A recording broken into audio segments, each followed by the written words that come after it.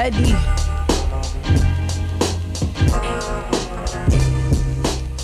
I wish I knew me when rapping was just a movie in a doobie rapping nines. Mama put on the Fugees, was Gucci, had it all. Ain't never feared nothing. Mama was alone, I wasn't stunting like my cousins were peep. Look how I turned out. I changed the route and made a mission for myself. Without a doubt, was always counted out. I'm finding out I'm bound to make it. Naturally, G, I can never fake it. Love.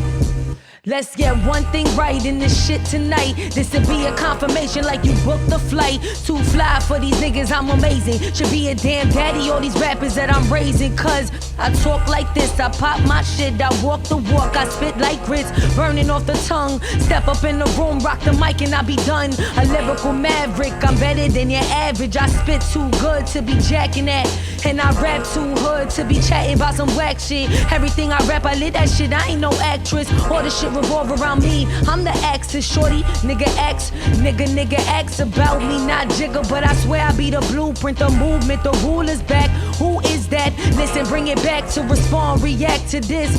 Half pretty, half savage, attitude automatic, and I'm known for wrecking havoc. I'm a prodigy, probably the reason they all died of me. And honestly, I give no fucks. Y'all are wannabes, you wanna do the shit that I be doing. It look easy, believe me. Ain't a heavy word, I mean it deeply. For real, B, got the right one, cause I'm cold. If you ain't know, now you know, nigga. Pettyy. Hey. Okay, welcome to Vancouver. Yes. Welcome to Canada. Hello, Canada. So how did you find the cipher? How was it? What did you think about it? Okay, so I said this yesterday, right? Mm-hmm. Yo, y'all do hip hop. Yep. And I have a theory about why I felt that way. Mm-hmm. So I feel like it's because, and we were talking about this too, I feel like it's because, you know, we were talking about like how you keep chasing that high. Even like crackheads, they be chasing the same high from like the first time they did crack, right? And that's how I feel about hip hop. I feel like when I first stepped into the underground scene in New York, it was like this high. I'm around all these rappers. They make me want to go home and rap. Like I'm at the open mics, and I think I thought I was good at the time, but who I was back then, it might have been good enough to get the attention of a few people, but where I'm at now doesn't compare. And that's because of all the people that was watching rap and just do hip hop. It wasn't just about rap. People were singing, you know, people were doing poetry, and you had comedians. Like all that whole scene really inspired me. And I think like I just went to my first open mic after like years of not going, because I felt like I'm getting shows. I'm not really gonna go to open mics no more. And like yesterday, I felt exactly what I felt when I first stepped into that scene. And it's because y'all hit on almost every element of hip hop in that room. You know what I'm saying? Like you had break dancers and people was spitting bars. Like I didn't hear nobody whack, you know what I'm saying? I felt like, and you had the DJ, you had Mello up there, you know?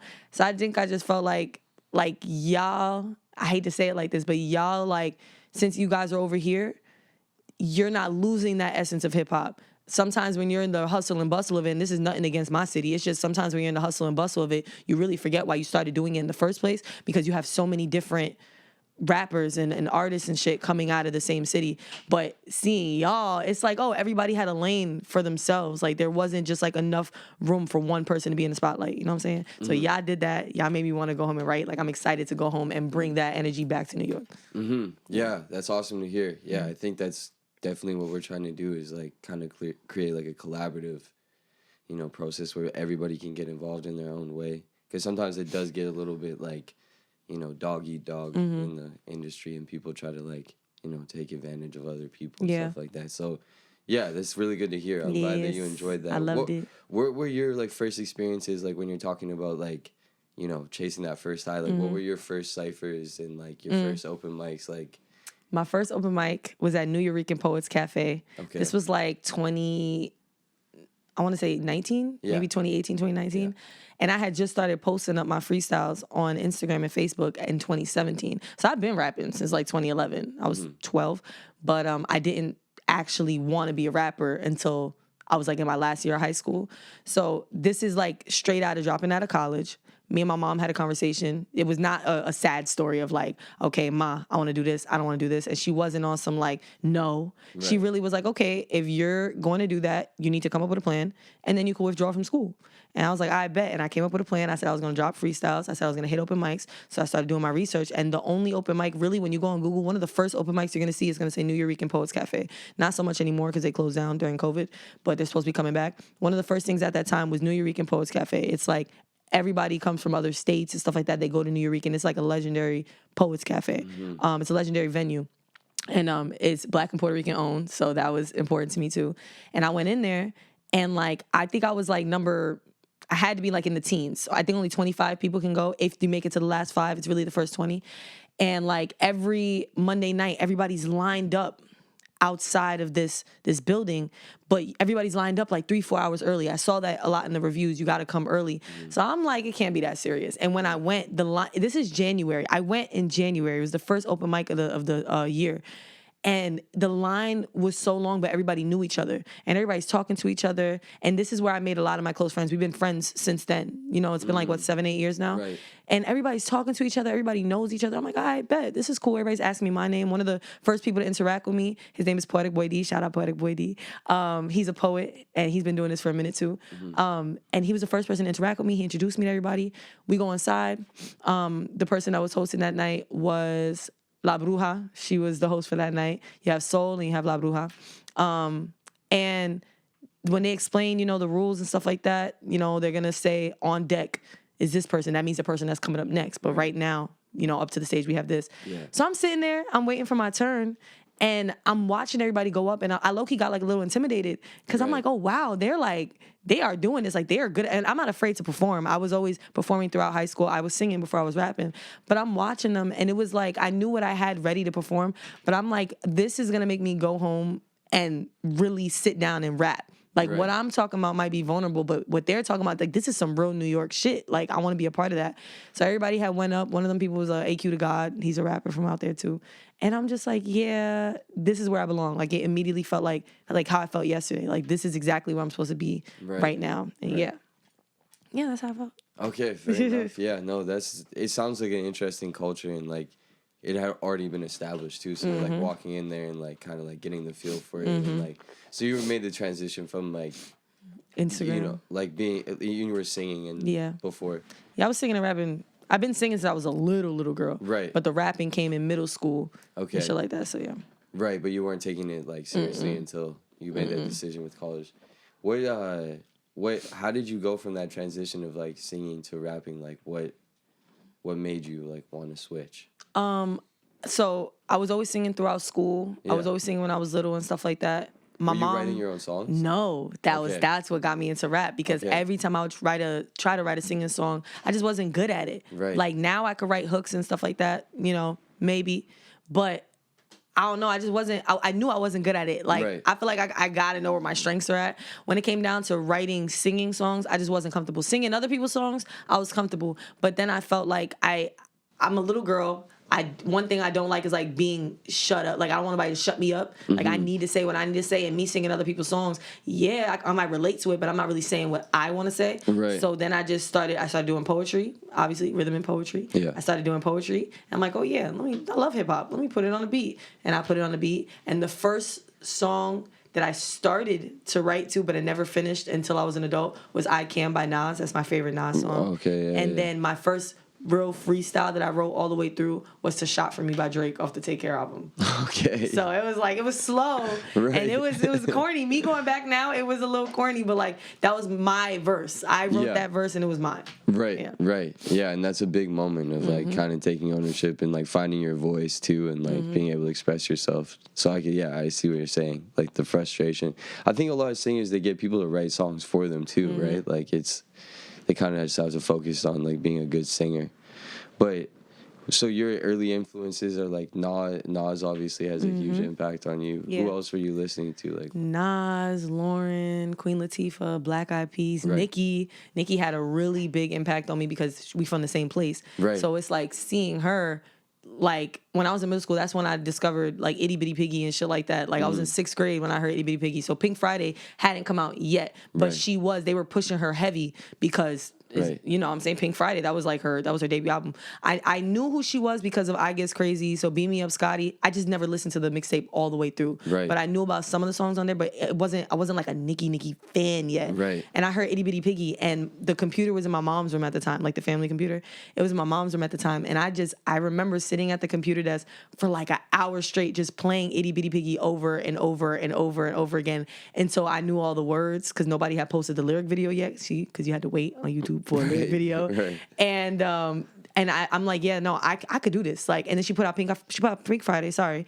And I was like, yeah, I could do that.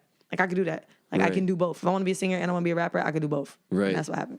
Yeah, no, she was like going so hard in those days. Like I've heard like stories from other rappers too that were like coming across her in like the early days when she was still in New York, and or like I don't know if she's moved out of New York, but like when she was like coming up, and she was like insanely fucking dedicated and in the studio, like every studio all the time. Like she was a really hard worker. She a legend. Yeah, and then I feel like she kind of like blew up so fast that people don't really understand like how she was hustling before. They're kind of like, oh, she's like pop or like whatever. It's like, no, she's like... Their first impression of her might have been... Like, I feel like if you wasn't from New York, or at least like the East Coast, or at least the tri-state, right? I feel like, or even Atlanta, people knew her in Atlanta because she was with Deb Antony. That's Waka Flocka's mom. Okay. She was managing her at the time. Really? So people in Atlanta knew who Nicki was. She had love in New York and Atlanta. But I feel like if you wasn't a part of either one of those cultures, you didn't really know. Your first impression of her might have been Super Bass or Starships or something like that, something poppy, you know. But that's why a lot of people kind of took her out of that discussion of is she really hip hop, because she was doing poppy shit. But the real ones know that when they heard the Monster verse on Kanye West's and Jay-Z's Monster, that's when they fell in love with Nicki. Call back to her roots for sure. Exactly. That was her that was her response to the like, yo, I might be doing pop shit, but like I'm still a rapper. Right. You know? Right. Yeah, because I think the first time I heard her was on like Bedrock.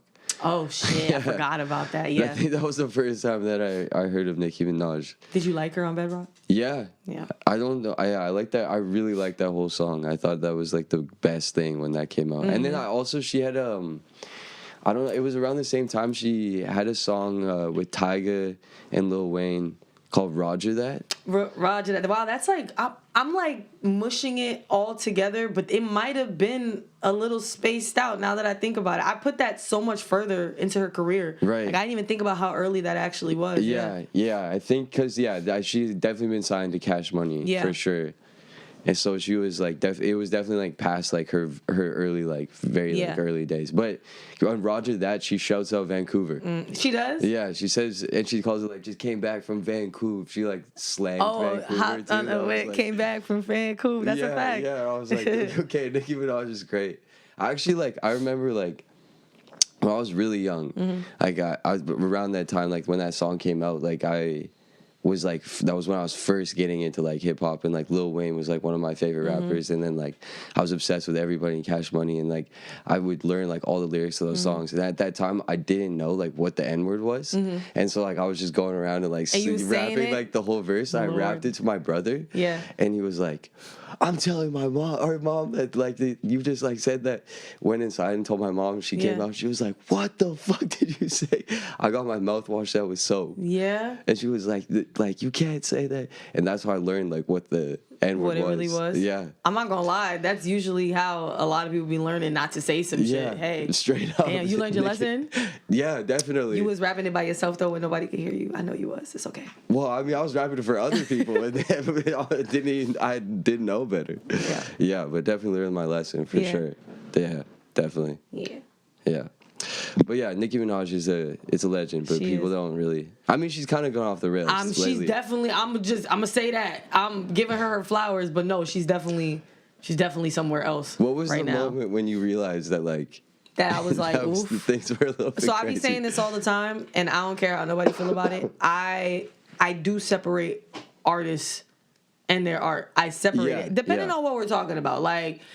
True. I don't know them people. We don't know them people. They do not know us. They do not give a fuck about us. Yeah. I am not about to sit up here and make it like, oh my God, I can't believe they said that. I'm gonna stop listening to everything. I'm probably not.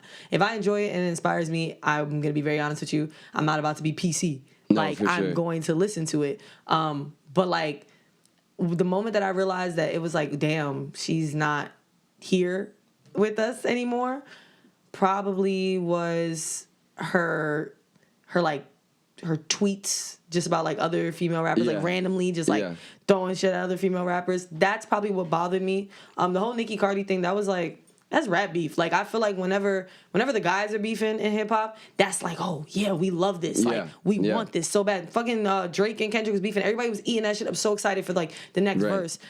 I feel like whenever it's women beefing, even if they are going verse for verse, because a lot of people would try to say like, oh, that's because men, they go back and forth with bars and the women are just being catty. That's not always true. Even when they are going back and forth with bars, it's still like, oh, see, women don't know how to uplift each other up. That's not true. This is good. To me, that's good sportsmanship, I feel like. Where it started to get weird was just her just coming at every female rapper that didn't support her in the way that she wanted to be supported. I feel like everybody deserves her flowers. I feel like when Nicki came to the game, and I'm trying to put myself in her shoes because I've been watching her. When she came into the game, she was giving people their flowers. Yeah.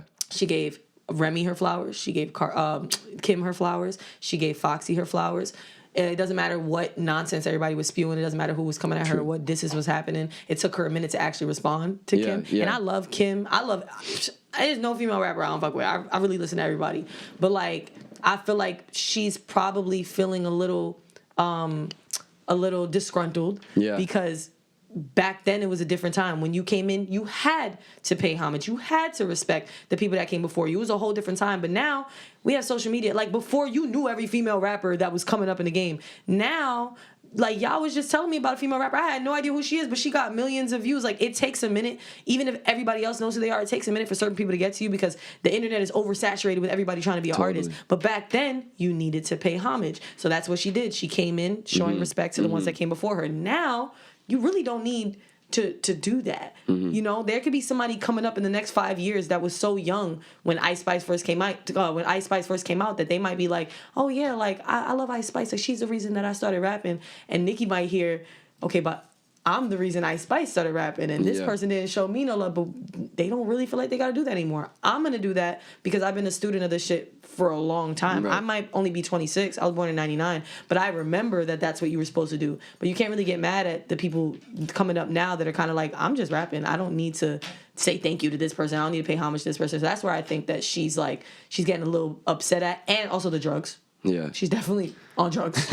Like, that's not. But I think it's messed up because, like, I'm only saying Demi Lovato because that's the first person that popped up in my head. But I feel a lot of times that whenever, I hate to say it like this, but whenever white people be in the music industry, whenever they have a drug problem, it gets seen like with a sense of empathy. And it's like, wow, like, drugs are a bad thing because it is. It's a disease. Addiction is a disease.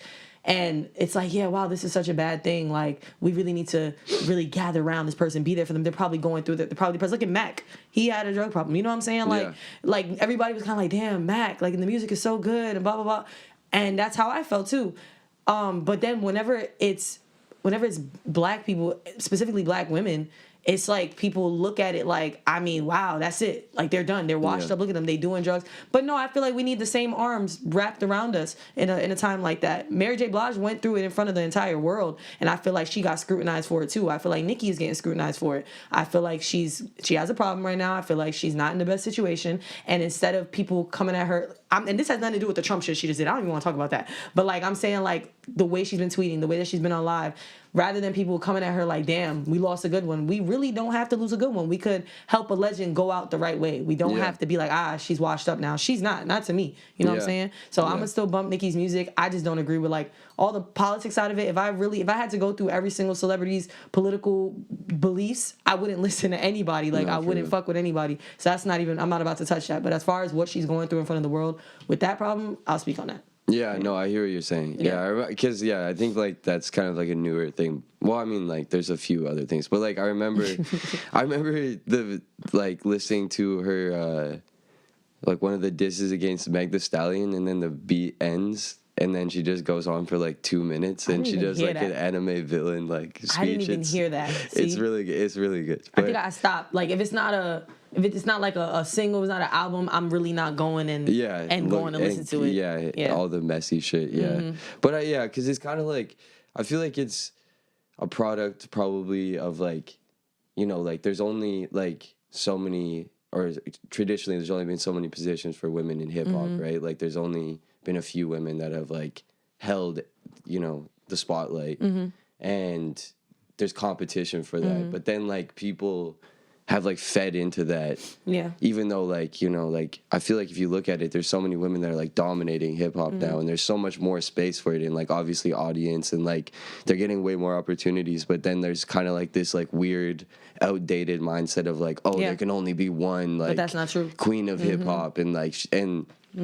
maybe like Nicki is kind of like in a weird like position of like kind of being like feeling like she worked her way up into that, but like then that dissolving in front of her. Because Cardi and stuff like that. Yeah, I understand that. No, there's enough room for all of us now. I understand they felt like that before, and I still don't agree with that. But then, I mean, I'm gonna play devil's advocate, like, because I know a lot of people will say, but with the guys, there could be multiple on top. But not really. They was like Nas or Jay, Biggie or Big L. You know what I'm saying? It's always gonna be this great versus this great, and it really depends on your preference. And sometimes it really do just come down to like, but like factually speaking, look at the, you know what I'm saying? Look who's better. I feel like she probably felt like I did all this work to get here. She went through a lot coming up in her career, and then here this person comes, and rather than everybody being like, oh look, now there's two great people, they was like, oh, she coming for your spot. She coming for your spot. That's where people do that with women in hip hop. Like that's the annoying part. But I think we know better now. Like I feel like the girls now, because I love them all. The girls now, I feel like are a lot more like, yeah, there's enough. Come sit right next to me, sis. Look at the light and shine on both of us. Like it's not just on me, you know? Yeah. So like I don't know if you saw what Ice Spice and Lotto just did. They was beefing. I don't know about what. I don't be keeping up with the stuff like that. But they was beefing about something. I don't know. Somebody said something on somebody live. But then everybody's like kind of like, oh, who's gonna drop it? This was about Ice. This was about Lotto. They came and did a song together in a ring. Like the music video was them in a boxing ring. Like they're playing on this whole thing of like they want to pit us up against each other. Let's do it, but the right way where we both benefit from it. You know? Definitely, yeah, because that's like, it's an interesting point too. What you're saying, like about like how the male side there's a ton of competitiveness as well, but it's like it pushes things forward as well. It's too. positive. Like, it is, and unless it like gets to that point where you're trying to like tear people down and like take, it's an interesting kind of like balance. I never really thought about that really from that perspective, but that's a good point. But I think like, do you see your identity as like a female rapper, like does that like factor into your like creativeness, and do you think about that a lot, or do you just kind of like view yourself as like a rapper, and do you like think people treat you like that differently because of that,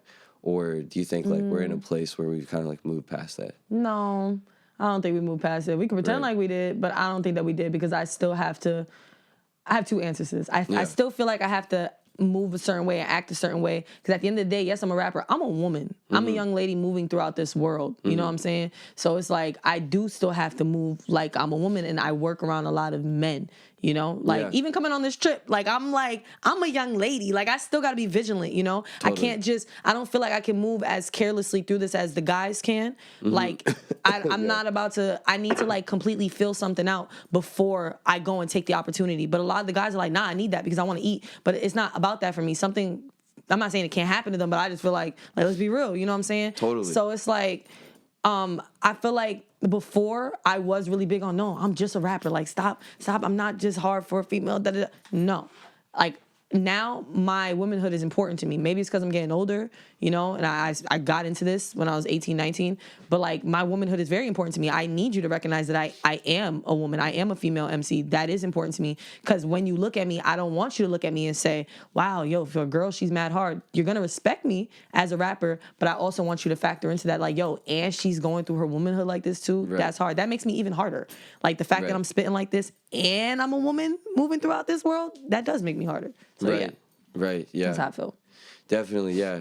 I know, because, like, I feel like there's, like, do you think that there's something you take on as, like, like, something you have to, like, make up for, like, oh, people are, like, I need to be so good that people are going to be like, oh, she's dope, not just for a female MC, but, like, she's dope as, like, you know, like. I used to. Not so much anymore. I know who I am. Right. I know what I can do. I know what milestones I've hit. I respect myself, and so other people respect me. So I don't feel like I need to go any harder to prove it. I know that when I walk into a room, even before I rap, I can draw the attention of people in the room. I know, how I can change the energy in the room before I even pick up the mic.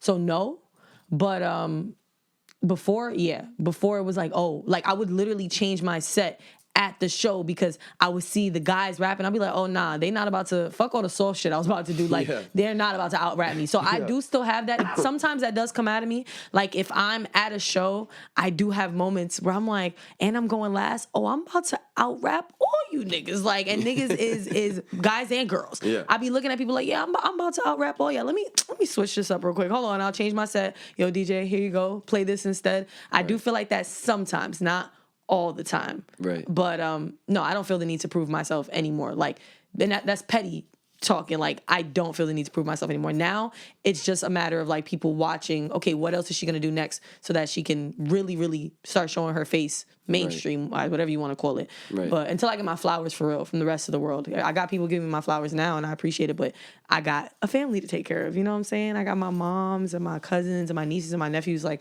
I want to do this for them. So yeah, I love what I have. I love the respect that I get in the community now. There's nobody that disrespects me in this community. People know what I've done and they give me my flowers.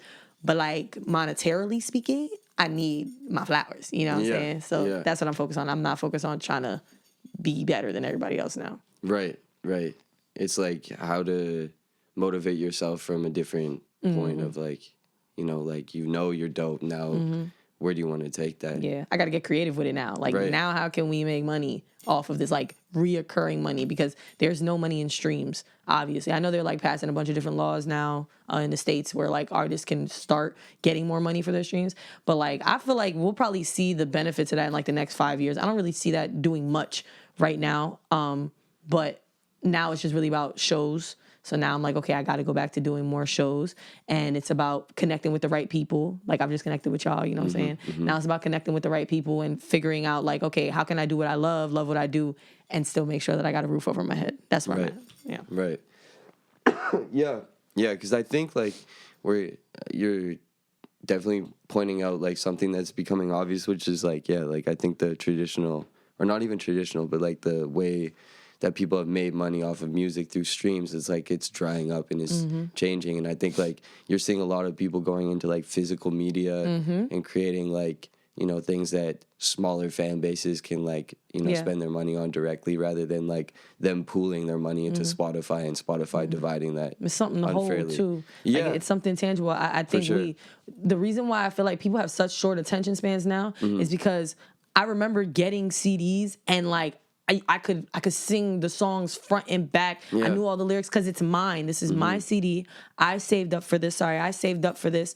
My mom got me this CD. Like, this is mine. Yeah. I'm going to listen to this shit till it fucking skips. Definitely. You feel me? So I think that's why, like, a lot of younger teenagers and stuff like now, younger teenagers and stuff like that right now. Like, I work in merch. We sell a lot of vinyls. And I remember one of my friends was like, you guys really sell vinyls? Yes, we really sell vinyls because people are starting to realize the music that we have on our phones, on Spotify and Apple Music, we don't own it. No. We're paying a subscription. We're paying rent every month so that we can continue to listen to this. And even then, sometimes if your phone is dead, it's gone. Yeah. You know what I'm saying? You lose your shit, it's gone. If you forget your password, it's gone. It's not yours anymore. Yeah. So now people are turning back to more physical copies of music because it's something you can own. Like our favorite albums, I'm pretty sure we had it physically first. Like the things we had growing up and stuff like that, we had it physically first. So even now, like I just listened to Elephant the other day. I had that on CD before. Right. So it was like, that's Black Eyed Peas. Yeah, so classic. It's like I hear the songs and it hits different because it's like, oh shit, like I remember bumping this over and over and over again.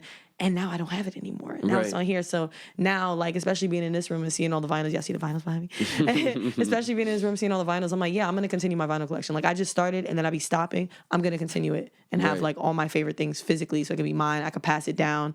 Because now, things like, you know that song? I forgot who sings that song. That new one.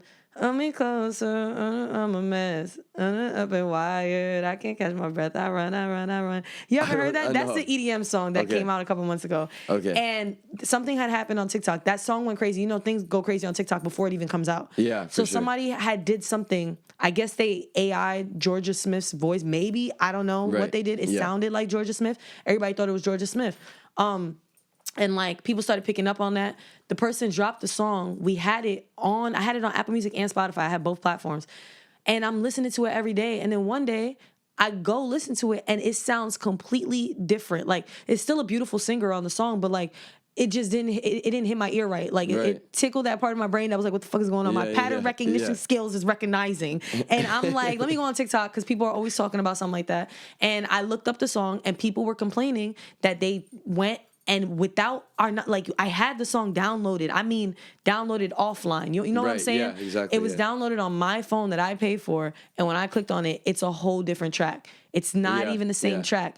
And they're just able to do that. You know why? Because it's not ours. We're renting this experience. It's not ours anymore. Even like freaking alarm clocks. I'm about to go buy an alarm clock. My best friend just bought a physical one. Like nothing is ours anymore. Yep. My phone dies because I can't buy a charger. I don't have an alarm clock to wake me up in the morning. Totally. I lose my phone. I don't have an alarm clock to wake me up in the morning. I can't tell the time. My Apple Watch dead. I can't tell the time. Like we're renting these experiences, you know? But if we get something physical, like, and we go back to that, I feel like we appreciate things a lot more. People move on from artists so fast because it's not ours. Like, you didn't stand on that line and buy that CD and meet that artist and wait for them to sign it, but they wasn't able to sign. Like, you didn't have any of those experiences, so you don't appreciate the music as much. So you listen to the album for like a week and then you move on. All right, what's next? That artist didn't drop in a year. Yeah. I'm over them. What do you mean? Do you know how long it takes to really curate a thoughtful, well put together album? You know, so totally. I understand whenever artists be taking like that little 3-4 year break in between albums. Yeah, it makes a lot of sense for sure. Mm-hmm. Yeah, because in the way that we consume it, totally, you know, trains our brains like to listen in a certain way too. Because you know, I came from listening to full albums because, like you said, you spend money on the album and then directly, and then you wouldn't have money to buy like 5 other albums. So you're like, all right, well, I'm stuck with this shit, like good or bad. I'm gonna love the best songs on this album, but I'll listen to the whole thing. Yeah. But now it's kind of like, okay, something comes out, I listen to it like one time, pick like a couple songs that are like good, put them in a playlist, and then like maybe I'll listen to them like when they come on and shuffle in like a couple months. It's really like, and then as an artist, you're like, oh fuck, like what is the purpose of like putting all this effort and time into like cohesively making a body of work or like a project, and then like putting that out and it just being like, you know, swept to the side and like maybe a few things will stick. But it's like, I feel like that experience and then the joy of like experiencing a whole album and listening to it and feeling like the effort and time that was put into it, it didn't like go away. It's just like people's habits have changed over time. Their attention span. Yeah, but I think a lot of people are proving now that like you can kind of like bypass that, or like you can try to bypass that, especially with like, you know, using like the platforms that we have, like social media, to like promote yourself, but then, you know, doing like a more like independent kind of thing of like going straight to the people. That's what I was just about to say, that there's nothing better than actually like having a physical interaction with somebody, like actually talking to somebody or actually going outside and letting somebody know like, yo, I'm a rapper, like you should follow me. Yeah. Those are the experiences that people remember. Like those are the things that create that. Like a lot of these labels be talking about like brand artist identity and stuff like that now. Like they're trying to curate that authentic artist profile, but you can't. That gets made when they're interacting with the people that listen to their music. Because you could sit up here all day and write on Spotify, oh, she's so thoughtful and she's this and she cares about this and da da da, or she's a Marvel fan like with me or whatever. Yeah. But like nothing is gonna compare to me actually meeting somebody, them telling me, yo, I fuck with your music, me having a conversation with them, complimenting them on their shoes, something like that, you know, something small like that, or us having a conversation about, oh, like, yo, what got you into rap? Like them specifically asking me. Now it's so easy to just go online and like, oh, let me just look up Pettyy interview. Yeah. Like somebody's gonna look this up, you know what I'm saying? Rather than like, let me actually go through her like extensive profile and like see who she's about, what she's into. Let me look at old freestyles. Let me go see what's in her catalog. You know, it'll be so easy to just like, that's, and even with like what we got now, we got Hulu, Netflix, stuff like that. Favorite TV shows, we had to wait a week for the new episode to come out, and now we're just like, okay, next episode, we're just binging all day. We don't appreciate shit no more. No, it's a whole different way of consuming art, and it feels like consuming, you know, and just like passes through you, and then you move on to the next thing. The beginning of consumerist con. We're being conned out of these experiences. That's deep, bro. Yeah, no, that's true. It is true. But yeah, I think there's ways around it. But I think like, you know, through COVID too, like a lot of the dynamic of live shows and like the way people were supporting themselves in the industry like change, you know. And I think like over time, like you see like there's, you know, even studies that are being done about this where like they're no longer going to like spaces to be entertained. They're like movie theaters. Yeah, yeah, it's happening in movie theaters and music venues and like sports and malls. Yeah, like, you know, like public spaces where people are like going to have these experiences. Like they're just getting that through their, you know, like through home at home, and it's like, yeah, I think, you know, part of that too is like if we just keep doing the same thing over and over and over again, then it's like it's not going to be exciting or enjoyable. And I think like that's like with Icon Hip Hop, what we're trying to do is like it's like, okay, what is a typical show, but like how can you change that and make it, you know, like more unique, inclusive, you know. But yeah, I think there's different ways you could do that. But like, what's something you want to like work on with your live show? Or like, how do you want to improve your For my live shows, I want to make it more of an experience, which that's what I'm working on for my next show.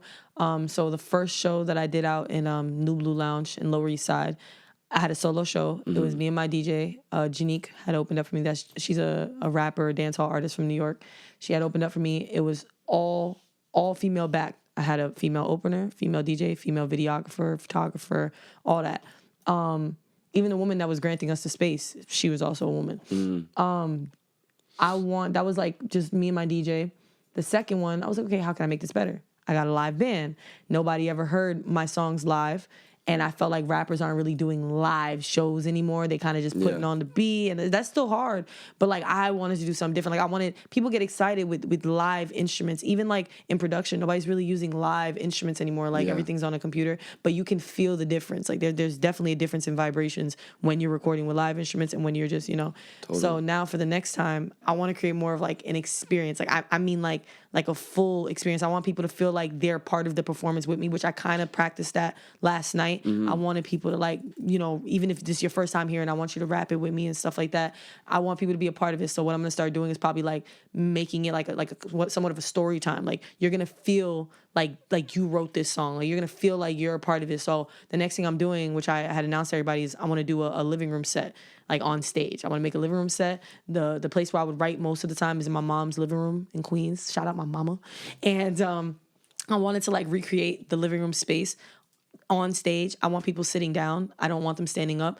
I know like why we stand up at shows and stuff like that. So like the energy could like flow all the way through. Yeah. But I've noticed that a lot of people definitely listen more when they're sitting down and they're watching something. Whenever we're at the movies, we're sitting down, we're watching it. We're not shifting around the entire hour and a half, 2 hours of the movie. Yeah. People at jazz shows, they are sitting down unless like somebody's giving them a standing ovation. Like, because you need time to take in what you're doing. When I'm standing up, I'm thinking about, damn, my feet hurt. Yeah. And my back hurt a little bit. Like, oh, what's this person doing?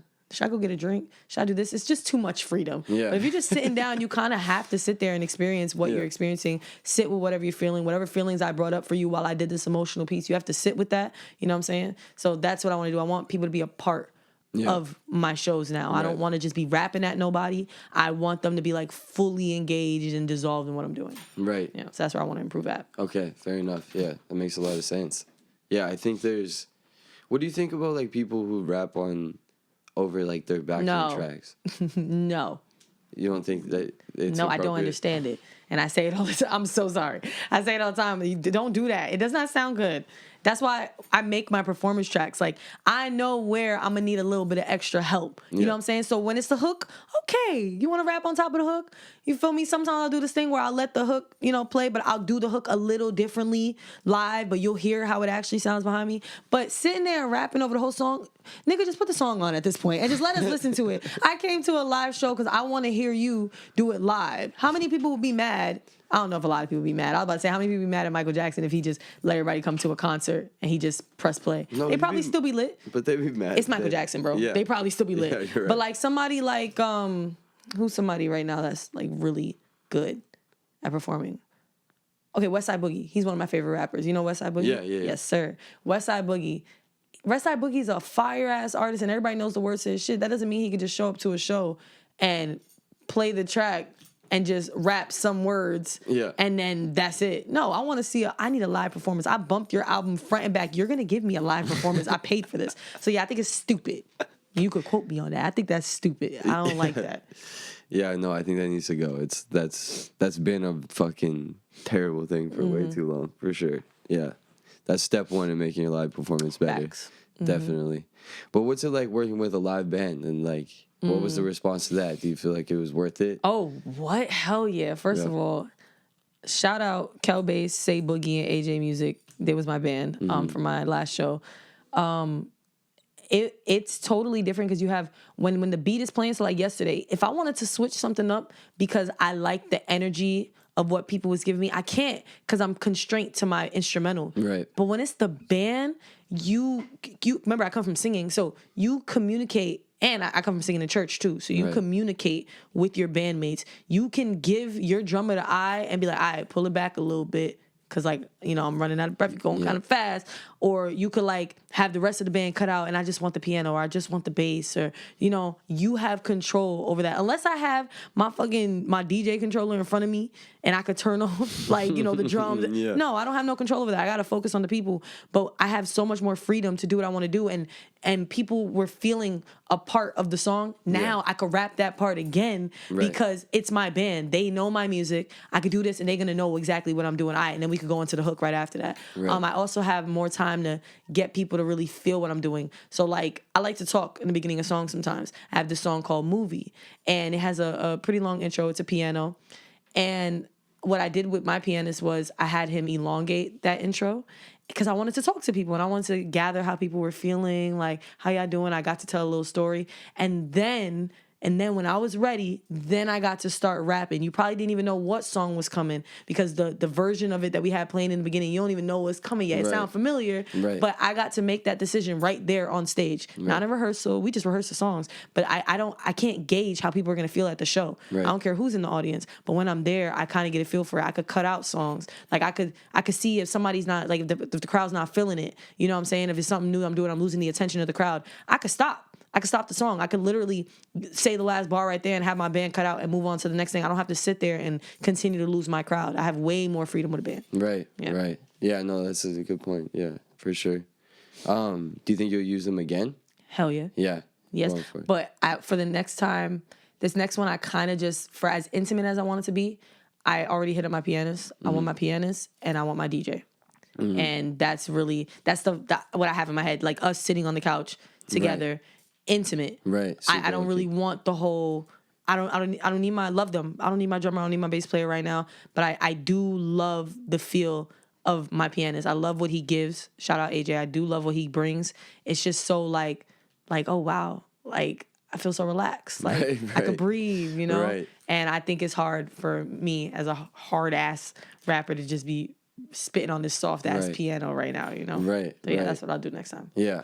Do you get involved in the process of your production when you're making songs? Like, well, I'd be picking the beats. I've never sat down with a producer while they made a beat. Really? Never. I want to. So I want to work with a group of producers. I kind of want one person to produce my album. So right now I'm about to do that with this producer. His name is Run It Up Day. Shout out Day. Nice. His name is Run It Up Day.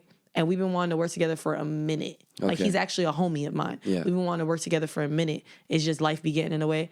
And I want him to produce an entire album for me, an entire project, whatever it is, I don't care. I want one person to work on it so that I could be a part of the process. I would love that because there are times where I'll hear a beat and like, I'll be like, oh my God, if only this went down like this and not up like that, like I could do this with it. And now I could actually be a part of that. I haven't done that yet. I am very heavily involved in like the engineering part. Like my engineer, her name is V Notes. She's been my engineer since 2018, 2019.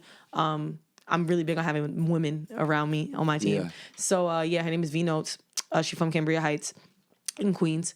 And we sit there while I'm recording. And only like 10% of my session is me actually recording. The rest of it is us trying to figure out, okay, how we want to sound. What do we want to do? I'll be like, oh, can you do this here? Can you do this here? When you have the right engineer, they just know you. They know what you like. They know where you want your voice at. You know what I'm saying? So like, I am heavily a part of that. But as far as like the production of the beat and then meet, no. But I want to be. Right. Yeah. No, it seems like with your background, you could totally be good at that. Yeah. Definitely. Yeah. You need to be in there for sure. Yeah. For sure. But yeah, it's like finding the right producer and the right sound too. And like, What do you have like an idea of like if you were to sit down with a producer, like what kind of sounds you would be going for? Like, do you know what kind of like Right now, yeah. I do want more, like what I've been rapping about lately has been like growth and like I feel like my first project, because I only ever put out that one project and then I put out singles, because I'm not about to get pressured into throwing out an album just because, oh, you're supposed to have an album by now. No, I know, and this is not me being a perfectionist. Like, I don't, in my stomach, nothing has told me yet, like, okay, this is the time. I just started feeling that, which is why I've been working on songs so that I can put them on a project. But other than that, everything felt like, no, put this out as a single. Let people fall in love with you first. Save the album for when you get that. So where I'm at now is like talking about a lot of growth, talking about healing, but not in like a corny cliche way. It's really like the ugly side of healing. I felt like I had to be done healing before I spoke about it. But no, there's a real ugly side to it. And I've kind of just been very honest with myself, about myself, and I'm putting that in my music. So there are going to be things in there that people are going to be like, did she really just say that? But you can't tell me you never felt it before. I don't care how crazy it sounds. You can't tell me that you haven't felt this. And if you haven't sat down with your shadow yet. So this new album that I'm working on is really just, I sat down with my shadow. These are the things I found out I don't like about myself, but I made friends with my shadow. And it's a part of me. And it has to come with me. I have to take myself with me. So I want beats that are like, that reflect that. Storytelling still has a hard ass drama in it, but it's like very layered. Right. Because that's where I'm at, feeling very layered. Right. So that's what I want. And I know Day could do that. Right.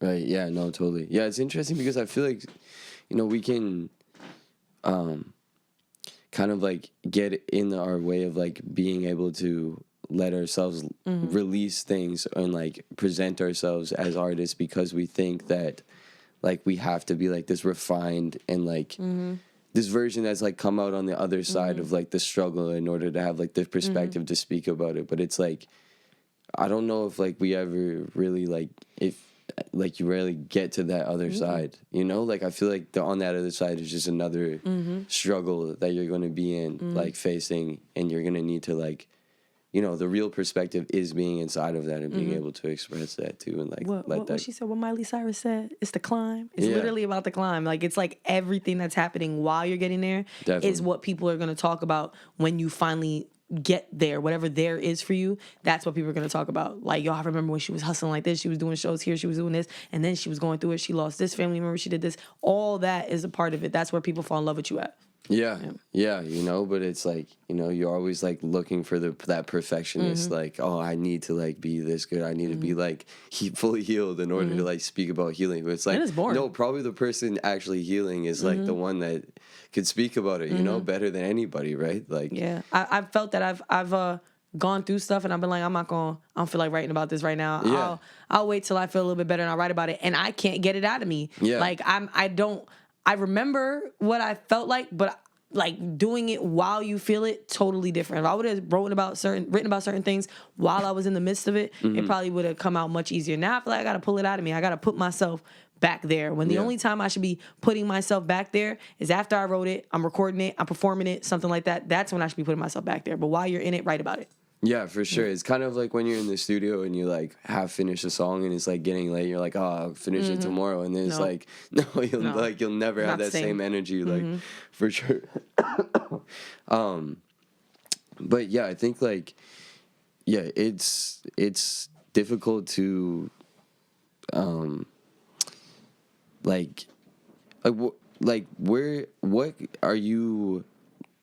Because like I think about like production in hip hop and like how like like you could look back and you listen to the stuff that was coming out in like the 80s, and then how that changes into the 90s, and like how like the drums and like the production style is changing, and like all the way up to like when trap comes in and like drill and like I think there's like kind of like a wave now with like like the Alchemist and Griselda and that are kind of like the drumless stuff is like a sound now. But like I'm thinking like what's next for hip hop, and like what is like the next step? Do you think like are we still in the middle or the beginning of like this era of like all that stuff that I was just talking about, like the Griselda stuff, or do you think like we're gonna see something new? Like, where do you think we're going? I feel like that grittiness of Yeah. what Alchemist and Griselda and everybody doing right now is definitely gonna. We've had that feeling since late 80s, early 90s. We've Right. had that. It's Right. not going anywhere. That will forever reign on top in hip hop because that shit, it's nostalgic. Like, we're Right. never gonna let it go. What I do think is happening now is nobody's really scared to touch things anymore. A lot Right. of people were scared to touch certain things. They're like, nah, I can't touch that. Like, it's not really hip hop. Like, that's weird. Like, but now everybody's okay with being weird. Yeah. Like, it's like, I'm gonna be myself because there's a lane for everybody. There's a group of people for everybody. Like, somebody's gonna love you, and there's a community of people behind that person that will also love you. I think that where we're going now is people are not gonna be afraid to touch certain things.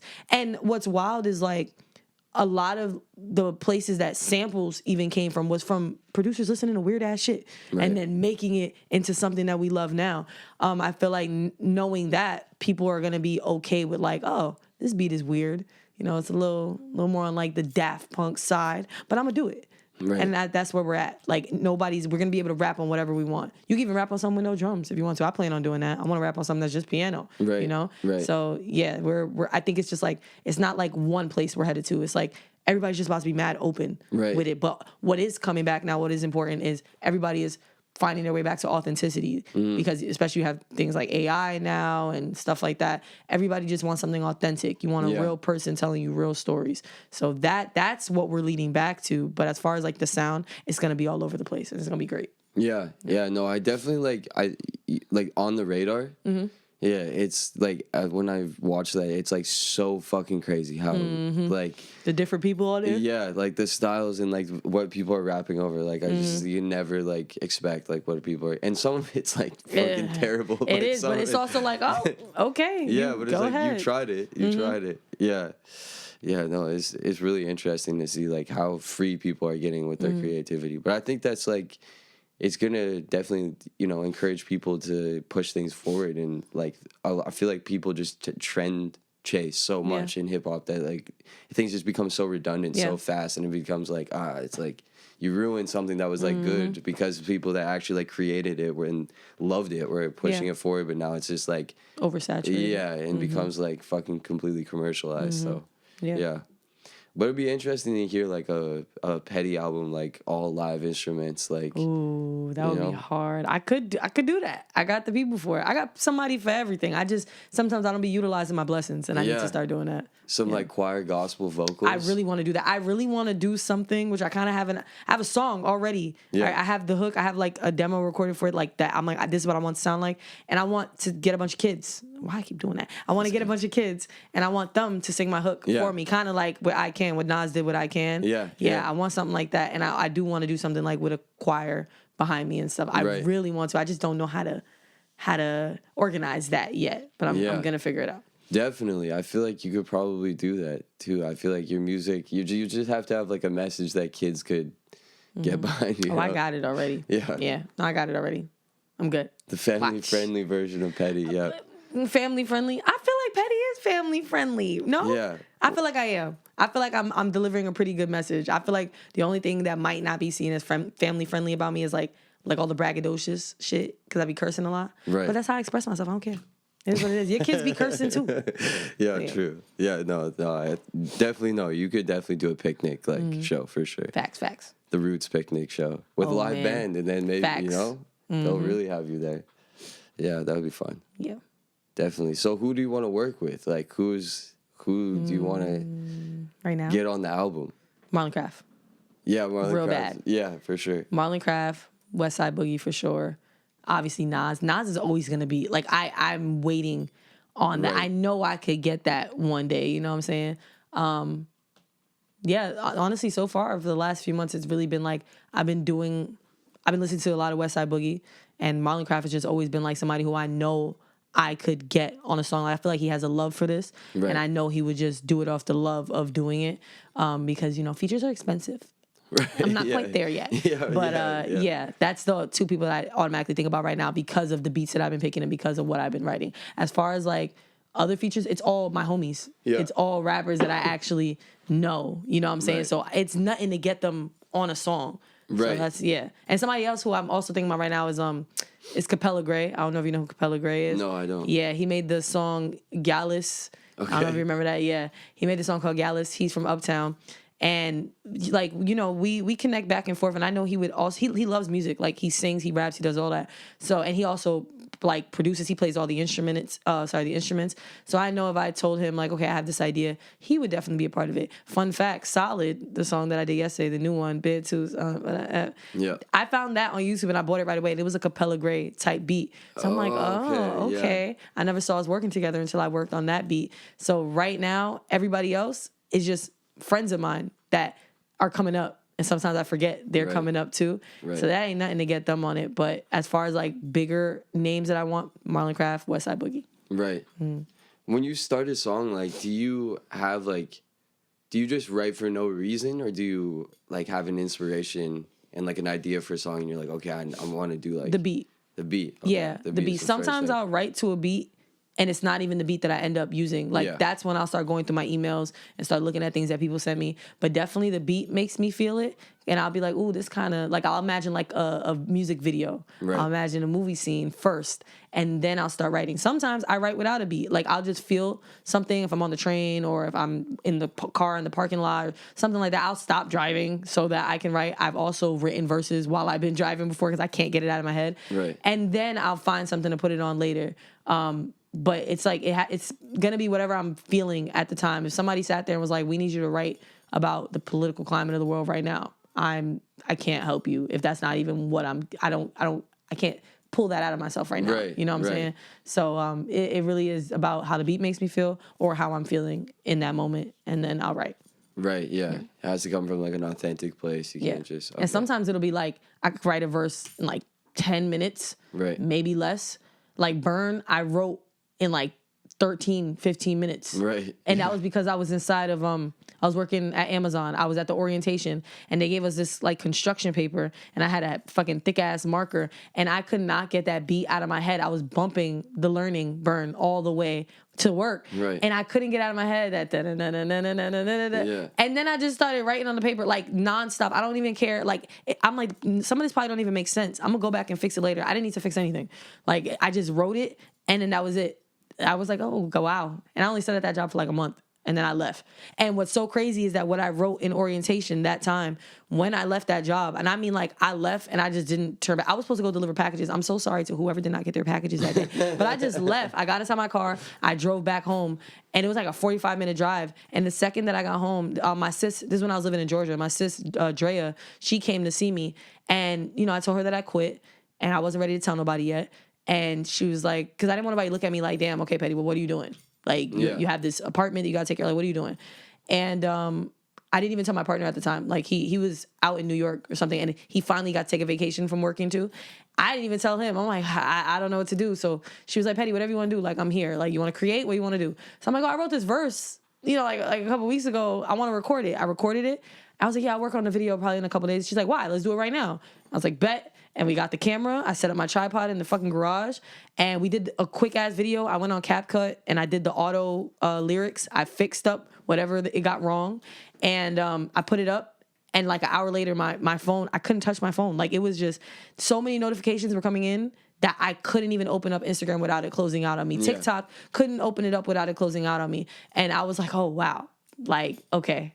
I see what just happened. That was divine timing. I felt like it. I did it, and now it came back. Right, right. And has that video done a lot for you? Like, yes, yeah. That's how Mace got in contact with me. Right. That's how Mace got in contact with me. LL Cool J. A bunch of people started following me. Like, a bunch of legends started following me, and I was like, oh, I'm doing something. Like, it genuinely feels like what I'm doing is paying off. Because before that, the only viral video I really had was a funny one.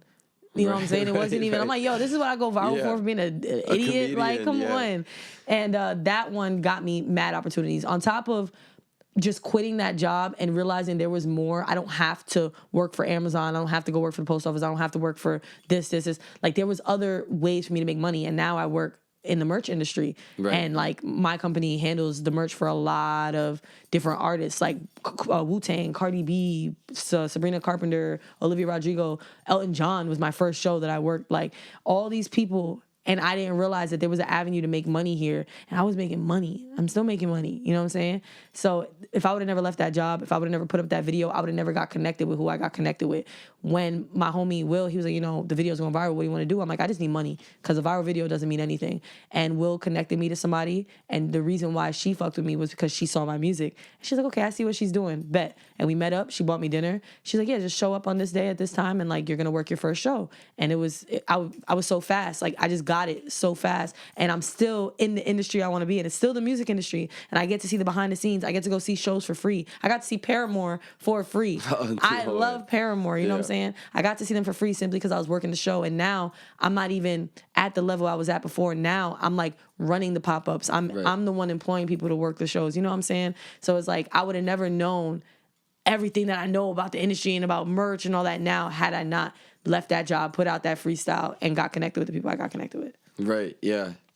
Kind of like, and it's funny because it sounds as like, oh, all you need is like 10 minutes just to like. Yes.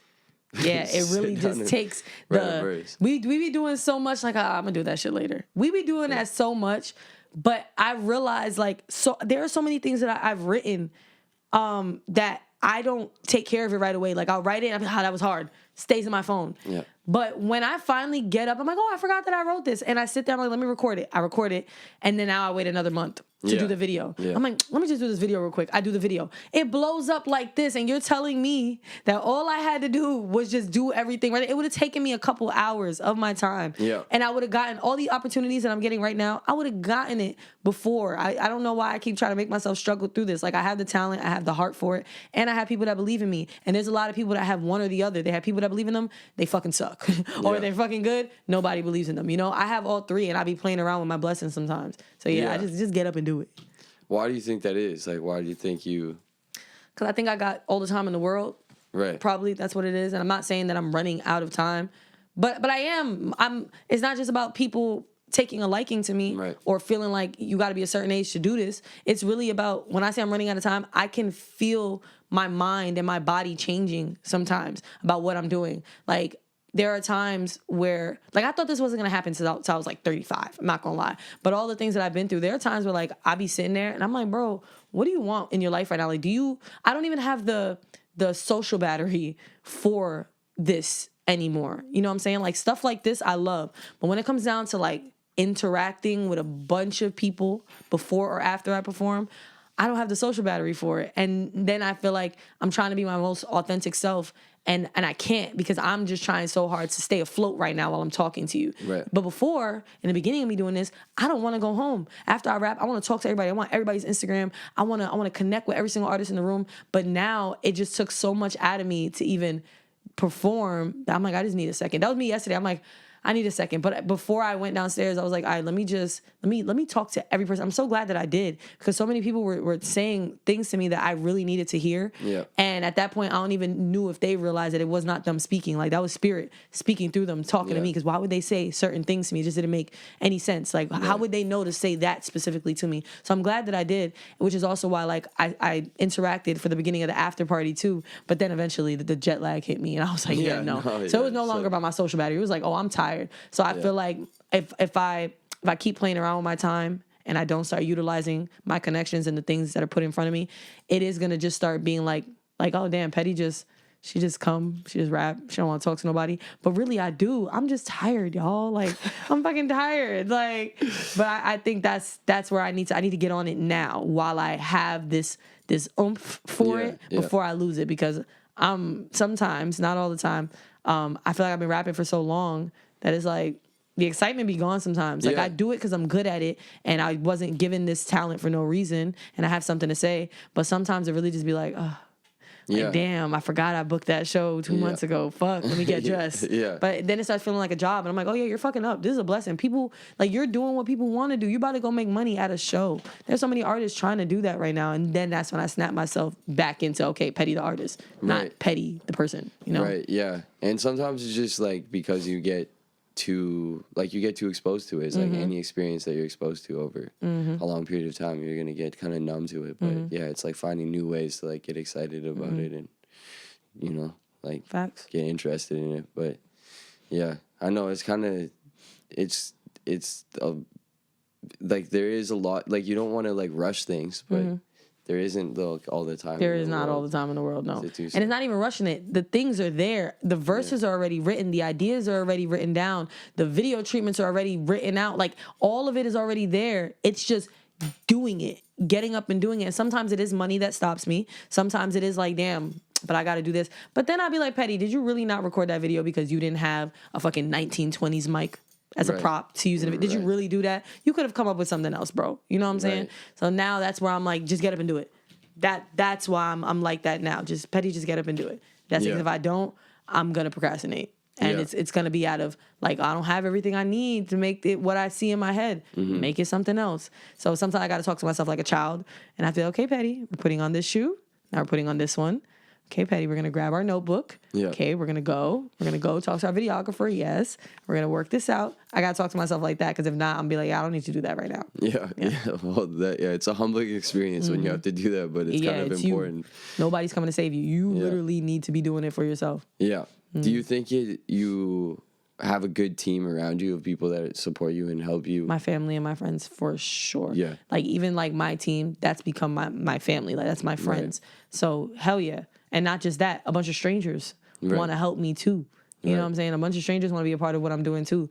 And I do think that I've put out enough good in the world that everybody has my best intentions in mind. It is the real world, so maybe somewhere in there somebody might not. But for now, I feel like I have the right people around me.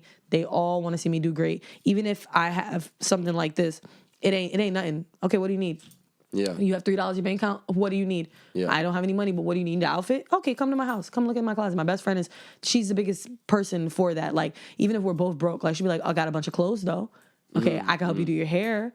She gave me a bunch of jewelry to put on, you know what I'm saying? If it wasn't for her, shout out Amber. If it wasn't for her, I feel like I would talk myself out of blessings and opportunities. But she'll be like, why not? Well, you need an outfit? Okay. That's what's stopping you? Right. Okay, come on, let's go. Right. And that's it. So I do think I have the right people around me. My mom doesn't get too involved into my music. Like, she's not like telling me what to do and all that. She just supports. Like, whatever I got going on, she'll be like, okay, that's what you want to do? Okay, no problem. Whenever it comes down to opportunity, you think that's good for you? Okay, no problem. And if I ask for her advice, she'll give me advice. But she's very self-aware as well. Like, she'll tell everybody, I don't know anything about this industry. I don't know too much about hip-hop. I don't know too much about this, but I know that she loves it, and that's it. So she'll connect me with somebody who I could possibly talk to about it. Right. Yeah. So I have great people around me. Right. And I saw, like, you posted a video, like, not that long ago, or maybe you had posted it, like 6 months ago or something, and you were, like, talking to the camera about, like, I know things are gonna like get better. What were you talking to yourself? I was talking to myself. Yeah. Yeah. What was that video like? Why were you making that? That was so I ended a relationship that I was in for about 6 years. Yeah. It was just it became very like emotionally draining and toxic. I'm pretty sure as equally for him as it was for me. I'm not gonna bash him. It's just sometimes you and somebody else outgrow. Yeah. And I feel like it's important to understand in relationships that you guys, if you're gonna be with somebody and that's your person, they're gonna become. You're falling in love with 8 different people, 10 different people, because they're going to keep evolving into somebody else, especially if you get together young. Like, I was 20, 21 when I got with him. I'm 26. I'm only going to keep getting older, and I've already been like 4 different people in that time. And he has also been 5, 6 different people in that time. And I think that you just start getting offended off of like how much this person is changing, and like you feel like you're not a part of it anymore. They're not considering you. So it just got ugly because 2 people who really, really, really want to be with each other, it's getting disrespectful, it's getting hurtful, and you just got to separate. And it separated in a very dramatic way. It was very, excuse me, whoa, hey, don't put that in there. I'm not playing with you. Censor that. It ended in a very dramatic way. So with that being said, I was really sad, and I felt like it wasn't enough for me to call my friends. It wasn't enough for me to call my friends and like get advice and just vent it out. I had to like talk to myself. Yeah. And the best way to do that was to talk to myself in the future. He can't get past.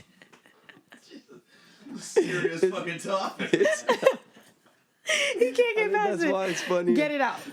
Get it out. I actually hit the lever that like descends the chair too. He so was I'm like I'll do it right down here. Okay. Here. All right, we're back. All right. Okay. Serious breakup. 6 years. Okay. Yeah. It's terrible. Heartbreaking. Breakups. Yeah. Okay, so yeah, the relationship ended. I needed to talk to myself, and so I made a video for future me. Right. And I let myself. That wasn't me. I didn't break that time. He's like, right. I'm actually Oh, hi. interested. That was a good video. Yeah, I made the video for myself for the future. And I was just like, if no one, who's gonna give me the best advice? Myself. Right. That's it.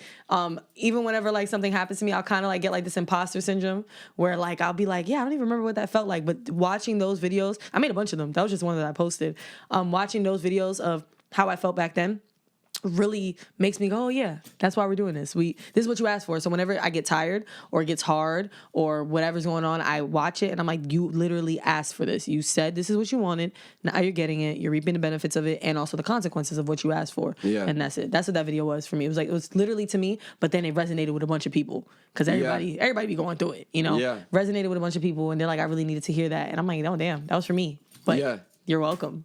Yeah. Yeah, definitely. I think, because like we see such like a refined version of everybody on social media. It's kind of like a cliche point, but it's like everybody is like their perfect version of themselves, or was for a long time. But like, I don't know. I think in music, for me, as a weird person, like when I hear people that are like also weird or they go through like difficult times, I'm like, so do I. How realistic. Exactly. How realistic. And like, I think like it's also, I don't know. I think people also like, through a weird thing when they see other people being vulnerable publicly, they like attack it because they're like afraid of being vulnerable themselves, and so they're like, oh, this is performative or whatever. But it's like, so that just like causes a lot of people to like hold in the difficult times that they're going through, so they don't share it. Then everybody thinks they're the only ones that are going through it, and they're isolated. And like, it's really like, I feel like it's inspiring when I see people like that are able to be like, yeah, I'm fucked up right now. We're all like, fucked up right now.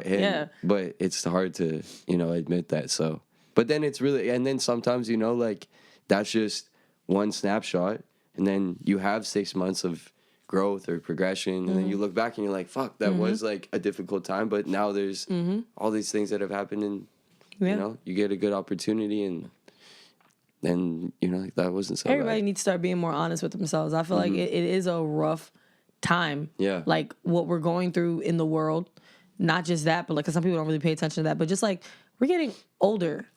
You know what I'm saying? So we're losing parents, we're losing grandparents, we're losing friends, people are moving away, people are having kids. Love is not what it looked like before. Now it looks like something totally different than what you imagined it to be. Like everybody's living their own lives, so things start to get lonely. I feel like everybody's really fucking lonely, and even if you have people around you, it's still like, damn, I don't know why we always do that to ourselves. Like, damn, nobody's gonna understand this. I'm the only person going through this right now. You're not. So I feel like when people start being honest with themselves, like, yo, everybody's going through something right now. Nobody has it all the way together. It's just impossible. We don't even know what that looks like all the way together. There's always gonna be something to complain about. I feel like when everybody starts being honest about that, then everybody will stop judging people that are actually open and being vulnerable about like, yo, I'm fucked up right now. Like everything's expensive. That's number one. Already not having like money together, you that already brings you down. Like you can't do half of the things that you want to do. So people that be judging, I feel like they just haven't really sat with themselves. Yes, I stopped taking it personally. Like it's like, oh, you haven't done the work yet. Hold my hand. Let me walk you through this. Yeah.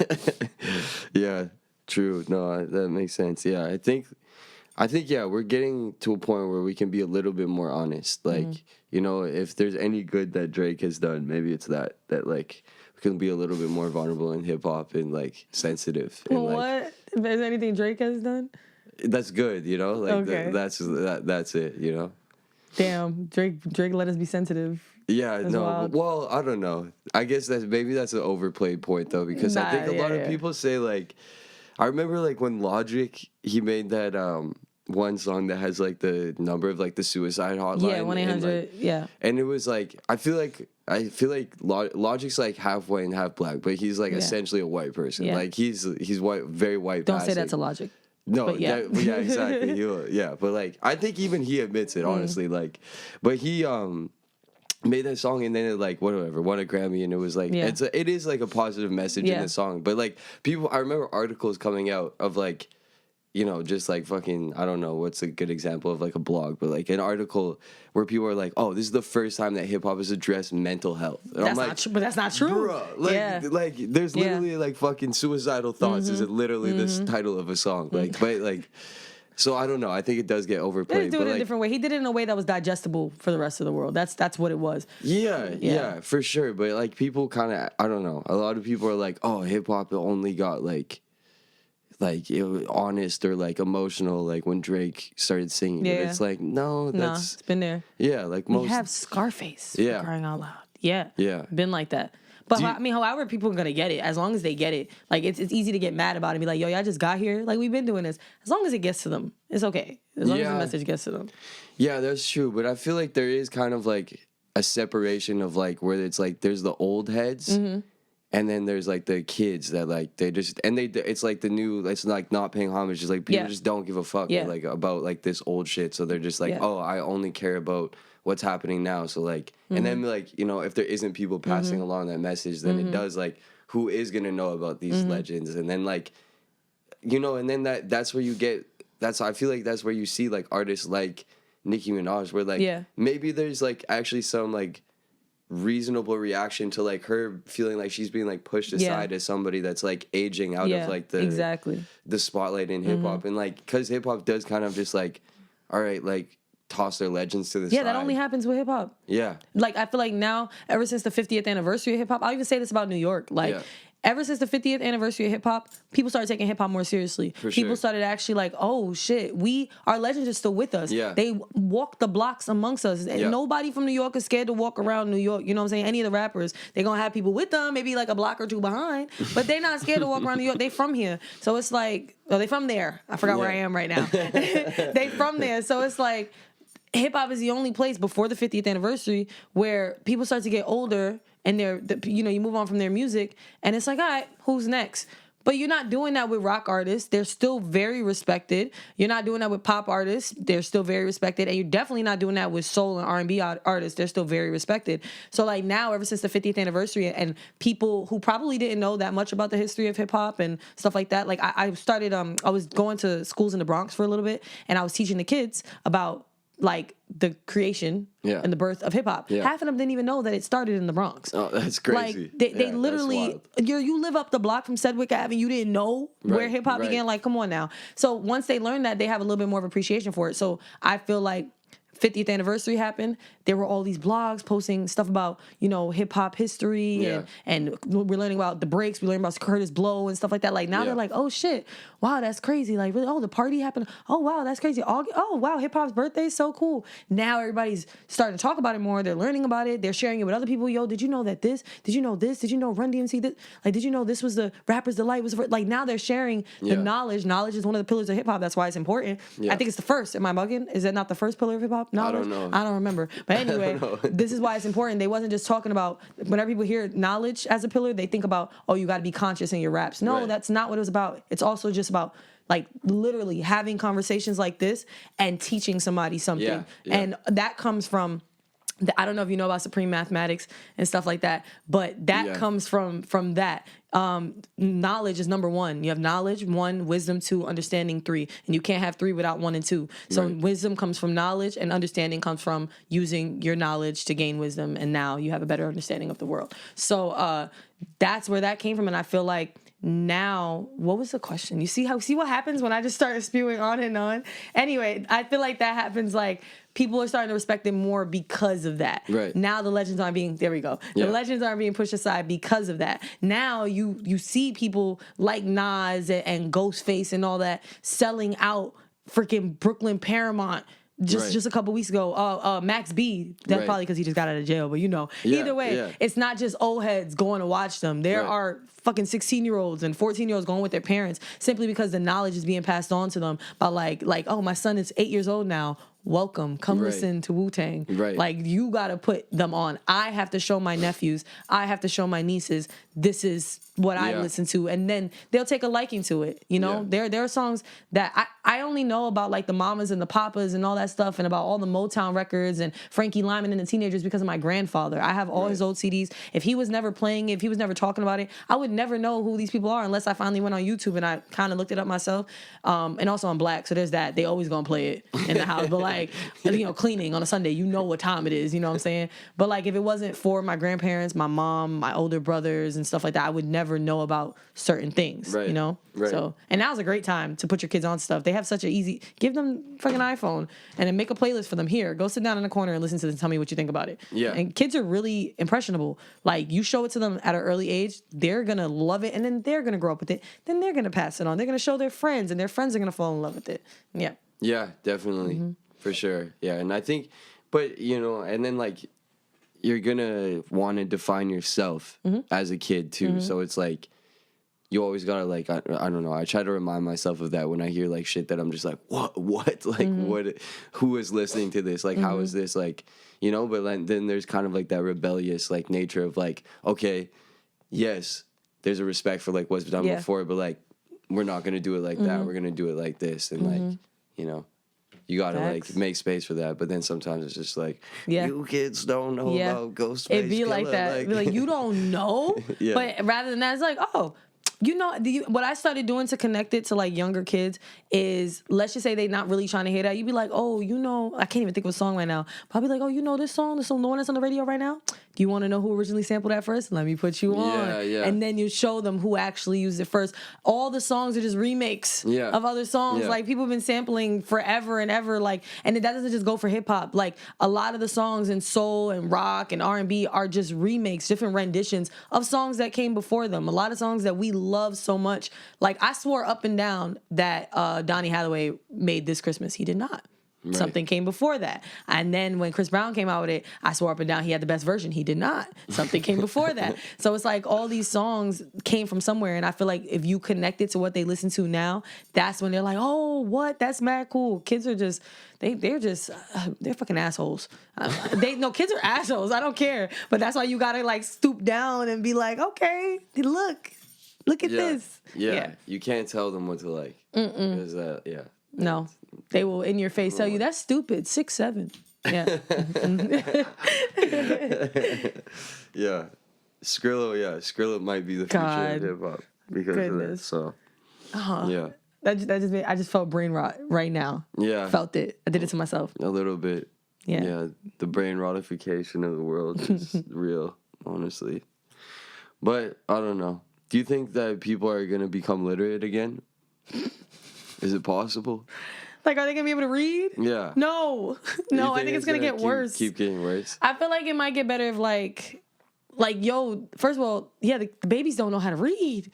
Like, the babies being the 16 and unders, the 18 and unders, they don't know how to read. They don't know how to write script. And there's a reason behind that, too. They don't know how to write cursive or anything. They don't know how to read cursive. And I feel like I saw somebody say that that's because so that they can change our historical documents and they would never know because they can't fucking read cursive. Really? Yeah. They're not practicing cursive anymore. Really? Yes. You don't have to learn it in school. Angle, but that's kind of, that could make sense. Mm-hmm. They're going to change a bunch of shit. The Declaration of Independence is getting edited. Yeah. I'm pretty sure. Who's really going and looking at the Declaration of Independence every day? Other than Nicolas Cage. You think Nicolas Cage doing that? He stole it one time. He stole the Declaration of Independence? Yep. Are you talking about a movie? Yeah. All right. See?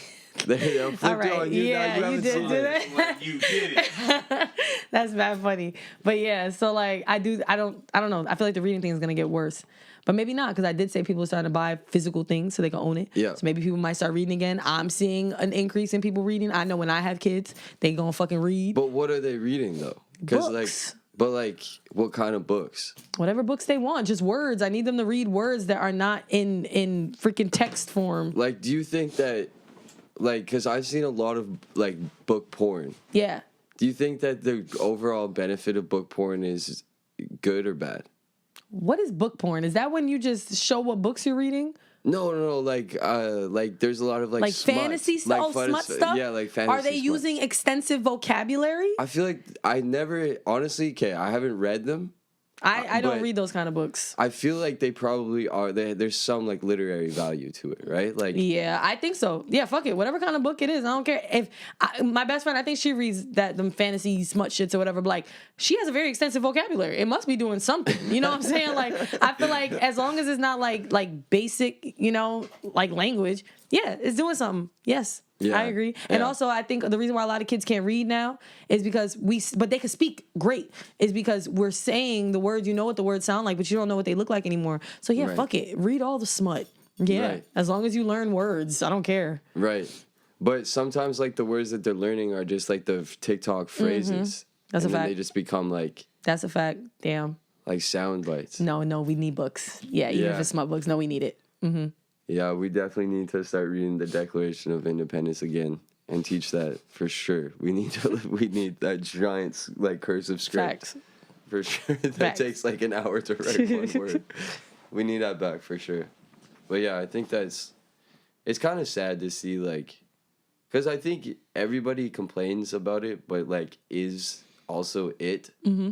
You know what I mean? Like everybody is the person with low attention span. Yeah, like facts. I find myself like just like I'm like ignoring people like in the middle of a sentence and like Facts. just scrolling and I'm like, Yeah. what But do you be catching yourself though? 'Cause I be do. catching myself, like, and I'll be like, ooh, like I have like a self-aware moment. I'm like, oh, presence. Be present. Yeah, I definitely. I feel like you have to like actively do it because it's like they're so good. They programmed it so well to like. It doesn't seem rude anymore. No, Yeah. like I've had moments where like, it's like a notification gives me more joy than like anything else. Damn. You know, like it's a sick thing, and then you're like, what am I? Why am I allowing myself to like be influenced by this? You I know? love when my phone dies. Yeah. I love when my phone dies because if I leave the phone at home, I'm like, oh, fuck. Like, I'm itching. Like, damn, I need my phone. If it just dies and I can't do anything about it, I have no choice but to be here right now. And that's why I also made it my thing of, like, the people in my life right now that I hang around, I, like, no ifs, ands, or buts about it. They make me forget about my phone. Like, Yeah. I don't even need to look at shit. I'm having such a good time right now. I'm cracking up. I'm enjoying myself. Like, my friends are big on, like, we do game nights and play pool and do all this stuff, and we go get drinks, and we're just talking to each other Yeah. and making each other laugh. So if I'm around somebody where I feel like I need to scroll, I'm probably never going to hang out with them again, because now you're adding to my phone addiction. You're a bad person. Yeah, that's your fault. Yeah, That's your fault. exactly. Yeah, I know. Like I lost my phone one time, and it was like a week before I got another one, and like I was like, oh shit, I forgot like birds existence. Like there's trees, and like I forgot about that. Like yeah, that's a new thing. Again. I never forget about that because I'll be microdosing. Really. Yeah, I'm always like, wow, the trees are talking. Microdosing on birds. Or, Yep. Shrooms. On shrooms. Okay, I was like.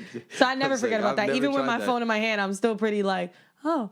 And even when I'm not like microdosing, I'll still be like, let me take a second. And like sometimes I get really anxious. I gotta stop and feel everything around me. And I'll be like, okay, red car. Cool. Right. Dog shit on the ground. I like that. I like Nice, that. I hear the nice. tweets of the birds. Okay, plane passing by. That's nice. Yeah. Mm-hmm. I know. I remember somebody like I think it was Earl Sweatshirt like described New York. He's like, man, fuck New York. Like you can't even see far. He's like you go outside, you can't even like see Far? Yeah, because all you see is like another building. Like Yo. he's like every time I leave Yo. New York, I'm like I can see far again. Like Damn. I didn't No, even think I'm not- about that's that. not mine. No, I no, never no. said I that. didn't even That's think a about that. quote. I mean, I guess it depends on which way he facing. If you facing the Right. street, yes. But if you facing the avenue, then you're fine. But You you'll can never see everything. leave. Ooh, it's the only place I could see myself living, because I've been there about 5, 6, 7, 8 times already.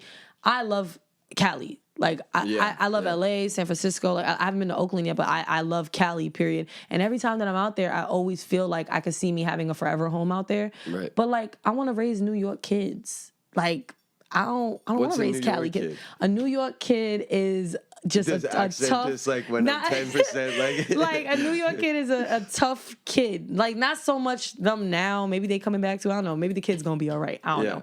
But like a New York kid is tough. Like we just us getting to school in the morning is a fucking hassle. You Right. know what I'm saying? And like the people we have to interact with, like adults be interacting with kids like they're other adults. You got to know Right. how to defend yourself. Other kids are cutting your ass all day. You know what cutting your ass is, right? No.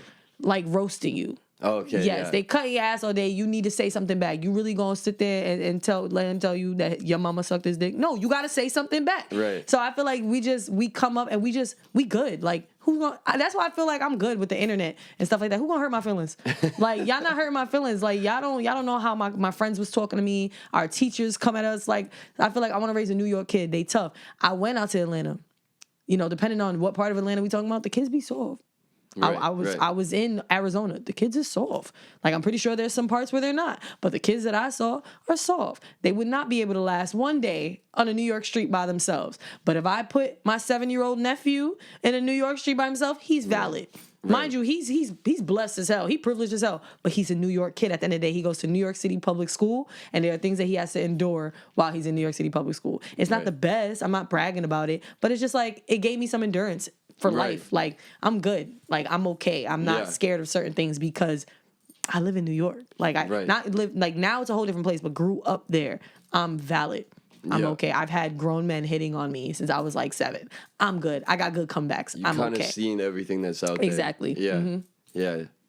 Do you feel how do you feel about like Mom Donnie and like him getting elected? Yes. You're excited 100%. About it? I'm very excited for it. I feel like I got so unexcited about politics. Like I used to be very like heavily like I knew everything that was going on. I'm keeping up with everything.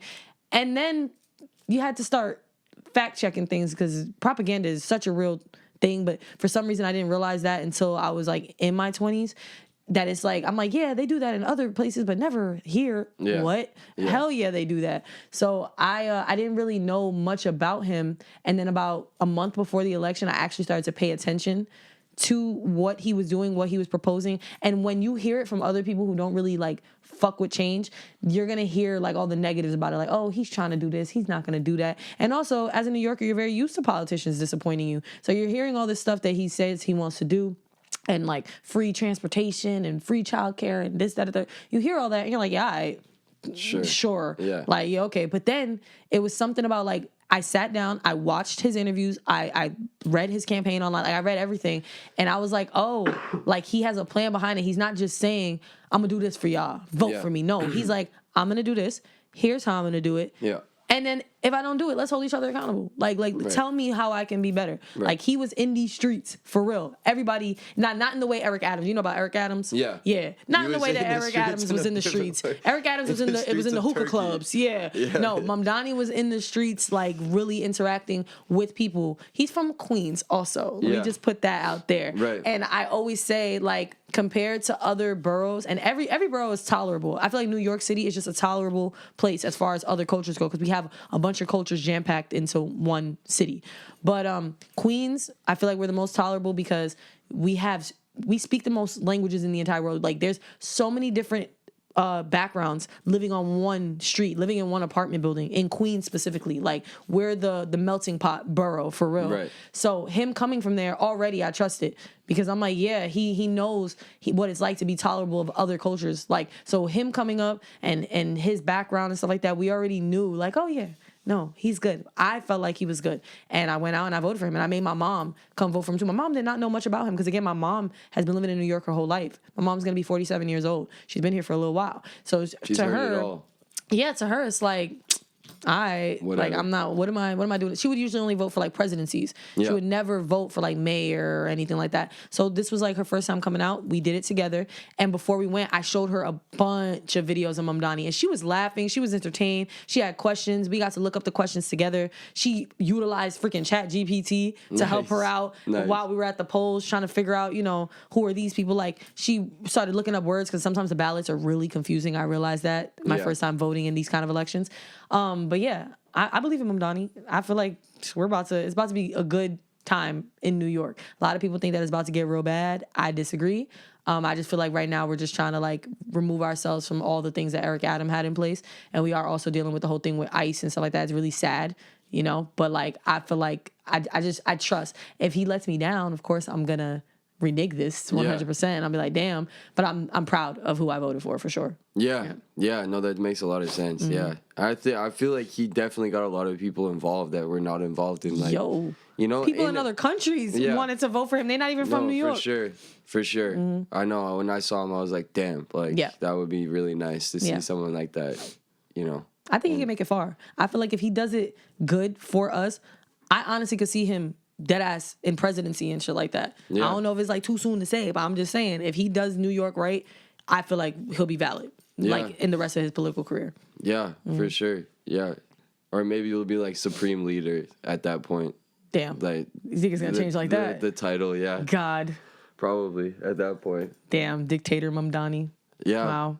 I mean, he might be a benevolent dictator. Who knows? But yeah, that's fun. It's exciting. It seems exciting. Do you think like the energy in New York has changed? Because like Eric Adams was a weird fucking guy. Like a really weird guy. Mad weird. Do I think the energy has changed? Only reason why I don't feel it yet is because, first of all, New York is under like 12 inches of snow right now. Okay? Yeah. I am not excited to go back home. Yeah. I want to stay here. But like, God get me home safely. Yeah. But like, I think that the only reason why we're not feeling it yet, it just happened. Like, it just happened. He just got sworn in and stuff like that. There's no time yet for any real change. Just like a lot of talk and banter and stuff like that. I feel like we'll feel it. We'll start to get excited and it'll feel like a good time in New York when the snow goes away, when it's no longer fucking 12 degrees outside. I forgot how much that is over here, but when it's no longer 12 degrees outside, Fahrenheit, then, I think we'll feel a lot more excited. Yeah, but right now, for sure. we just want to stay home. We're inside. We don't want to go outside. We just want to stay home. That's it. It's cold. New York is inside right now. Yeah, everybody mad right now. Everybody's snowed in. Nobody can get to they weed man. Everybody's upset. Yeah. Mm-hmm. Yeah, for sure. Okay, well. Yeah. Appreciate it.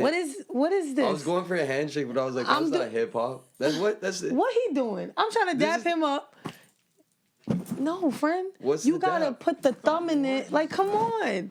And this snap. is all new to me, man. No. Okay. This and then let it go. Don't Okay. snap it with me right now. I'm trying to hold it too long. Okay. There you go. Hold on to it. All right. One more time. Okay. There we go. you I want that. I want that right there. That video. I need to post that.